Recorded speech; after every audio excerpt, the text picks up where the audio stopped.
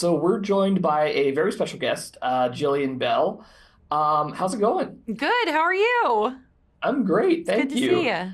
So I actually just watched your new film, Kinda Pregnant, last night, and I was pleasantly surprised just by how truthful the movie is. Mm. Can you speak to that a little bit and what it was like portraying a character that's so grounded and honest? Yeah, I got a call from Amy.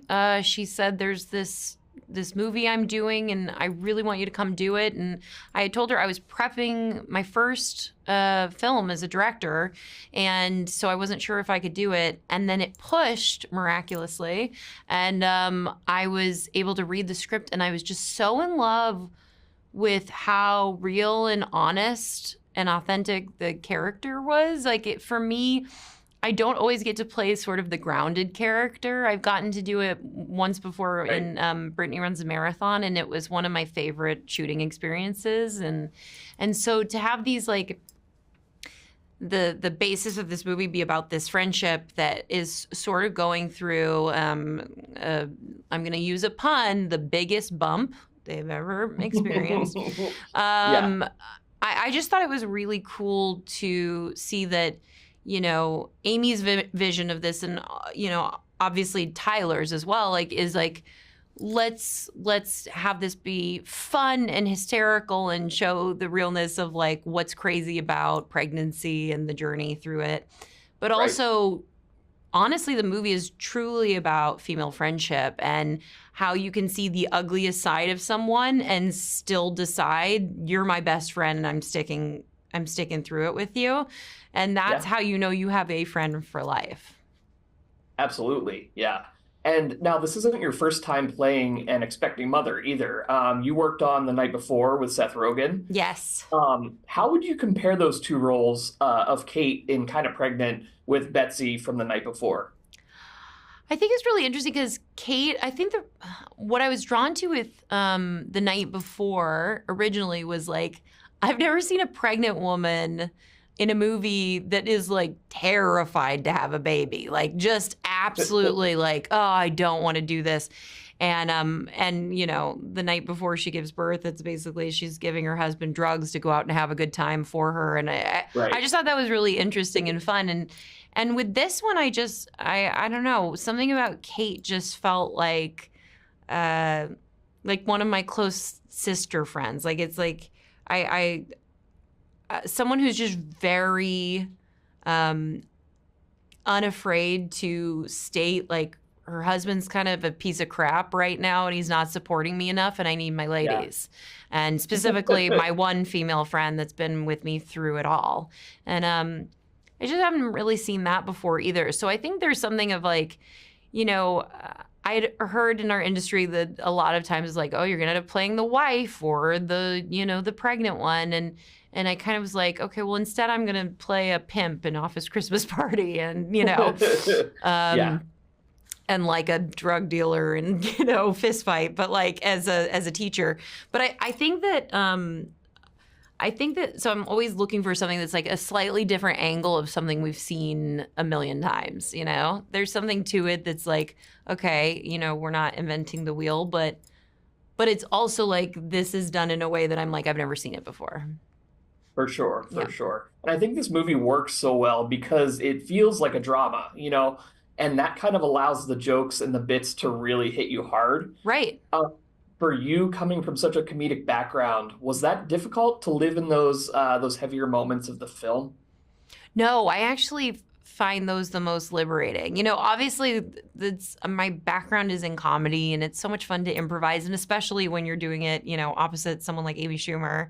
But I feel like the ones where you really are more connected are honestly the most fun for me now because I've Yeah. had less experience with that. So when I get to dive into something that feels like, okay, it's just you, me, and a camera, and we're going to explore something that's very difficult or is, just hard to talk about. I feel like that is where I'm like, this feels special. This feels special to me. Yeah. Yeah.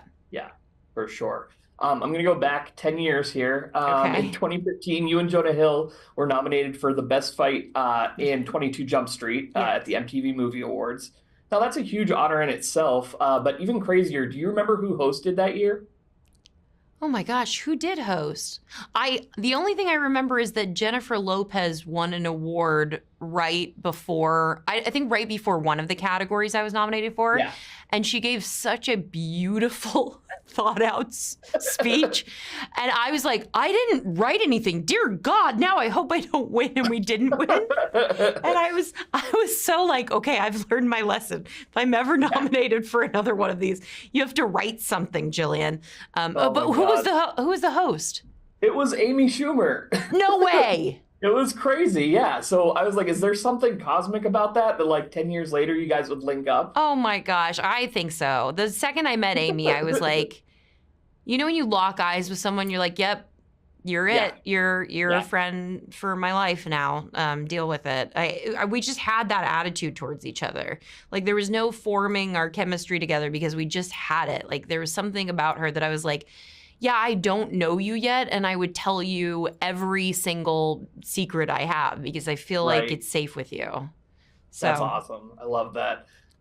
And then going back to 2009, you actually got your big break as a writer for SNL. yes. Can you take us through that season and what that writer's room was like? Oh my gosh. I mean, it was the most exciting moment in my life to date because I'd always wanted to write for SNL or be in the cast. And just to be a part of it, I mean, the people that were, even coming in with me was like Hannibal Buress and Christine Nangle and Jenny Slate and all these really big, like heavy hitters. And I was just so excited. And then the people that have been like the seniors in the cast were like Kristen Wiig and Bill Hader and Andy Samberg and just, Will Forte and Fred Armisen. We just had such... It was like the most terrifying, exciting experience of my life. Like getting to write for these people that I had posters of them on my wall. It just was mind blowing. Yeah, mind blowing. And then be remiss if I didn't talk Workaholics. Jillian is such an iconic character. Can you just talk about that audition process and how you landed that role? No audition. That was, I had been friends with those guys for a long time. We had done this thing called Comedy Cocktail together where they were a sketch group and then I was in a different sketch group. But whenever they needed a female, they were like, can you jump in and just do this part? And I was like, sure. Yeah. And we just became friends and they were like, we wrote this show. Will you come on and play this very odd woman? And I was like, 1,000%. That's my dream. Yeah. Yeah. And when they told me the character's name was Jillian Bell, I was like, that's hysterical.